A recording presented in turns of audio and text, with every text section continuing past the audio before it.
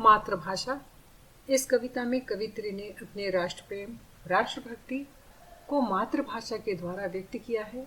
वे देश की स्वतंत्रता का स्वप्न देखती हैं और कहती हैं, अचानक मन की वीणा बज उठी, आंखें खुल गई, स्वप्न भंग हो गया। लेकिन अगले ही क्षण माँ भारती का ध्यान आया और लगा कि स्वप्न तो टूट गया, लेकिन खुश होने के, उत्सव मनाने के और भी कारण हैं। वे कहती हैं, वीणा बजसी पड़ी, खुल गए नेत्र और कुछ आया ध्यान, मुड़ने की थी देर, मिल गया उत्सव का प्यारा सामान। अर्थात उनका ध्यान भारत माता की भव्यता की ओर गया और सोचती है, स्वप्न टूट गया तो क्या हुआ, हमारी माँ कितनी भव्य है, उसका रूप कितना सुंदर है। आगे वे कहती हैं, जिसको तुतला तुतला करके शुरू किया था पहली बार, जिस प्यारी भाषा में हमको प्राप्त हुआ माँ का प्यार। अर्थात माँ जिससे तोतली भाषा में बोलना शुरू किया था, अर्थात जब ठीक से बोलना भी नहीं आता था, तब से भारत माँ ने अपने सीने पर हमें प्यार दुलार देकर पाला है।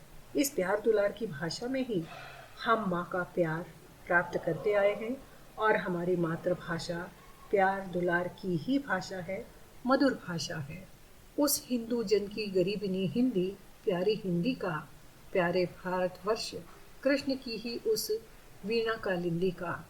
वे कहती हैं, लेकिन गुलामी की जंजीरें ऐसी जकड़ी थी कि अपने ही देश में माँ भारती की संतानें, देशवासी और मातृभाषा हिंदी सभी गरीब थे। हिंदी भाषा को गरीबी की भाषा सिद्ध कर दिया गया था। परतंत्र रहकर भी हमें हमारी मातृभाषा का पर्व मनाना है और यह वह मधुर भाषा है जो पूरे भारतवर्ष में कृष्ण की मुरली की मधुर तान के समान गूंजती है। मैंने स्वप्न में मातृभाषा का उत्सव मनते देखा है। मैं आश्चर्य भरी आंखों से देख रही हूँ यह सारा, जिस प्रकार कंगाल बालिका अपनी माँ धनहीना को। आगे वे कहती हैं, लेकिन यह सब मैं बहुत ही चकित होकर उसी प्रकार देख रही हूँ जैसे एक भिखारी बालिका अपनी गरीब माँ को देखती है। ऐसी अवस्था में दोनों ही असहाय है। माँ भारती और उसकी संतान मातृभाषा अपने ही देश में अवांछनीय है, उसके लिए जगह नहीं है। वह गरीब माँ जो टुकड़ों के लिए, छोटी छोटी ज़रूरतों को पूरा करने के लिए दूसरों का मुंह ताकती है, और ऐसी माँ को सुंदर गहनों और कपड़ों से सजी देखकर आश्चर्य हो रहा है कि यह कैसे संभव है। क्या मैं स्वप्न तो नहीं देख रही, या ये सच है? लेकिन माँ आगे वे कहती है, पर सुंदर लगती इच्छा यही होती है, कर लें प्यार, प्यारे चरणों पर बलि जाए, कर ले मन भर के मनुहार। लेकिन वे कहती, हाँ माँ, तुम बहुत सुंदर लगती हो, ऐसा लगता है दौड़कर तुम्हें प्यार कर लूं, तुम पर न्योछावर हो जाऊं और तुमसे खूब जिद करूं।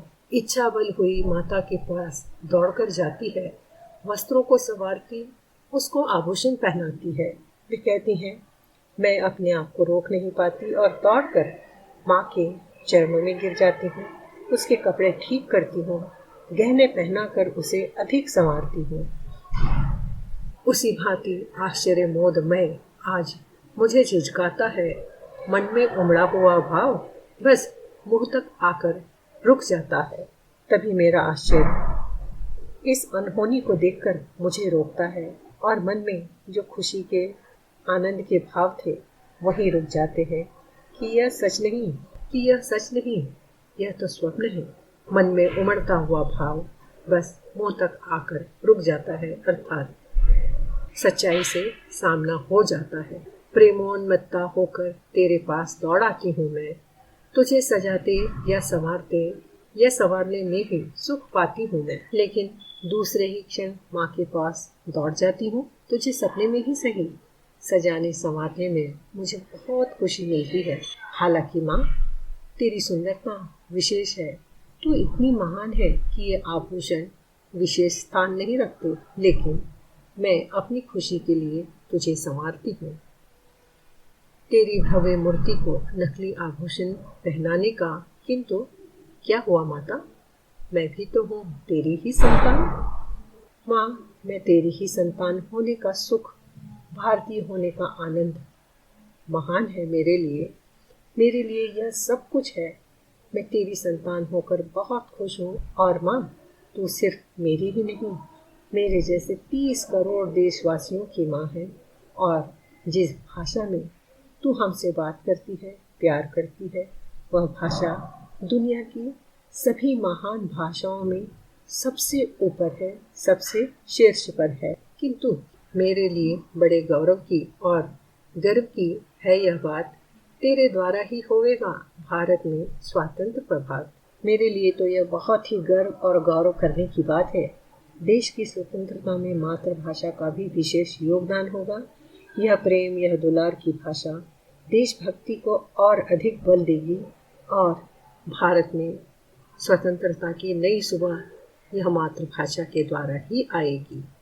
आगे वे कहती है कि अपने व्रत पर मर मिट जाना यह जीवन तेरा होगा, जगती की वीरों द्वारा शुभ वंदन तेरा होगा।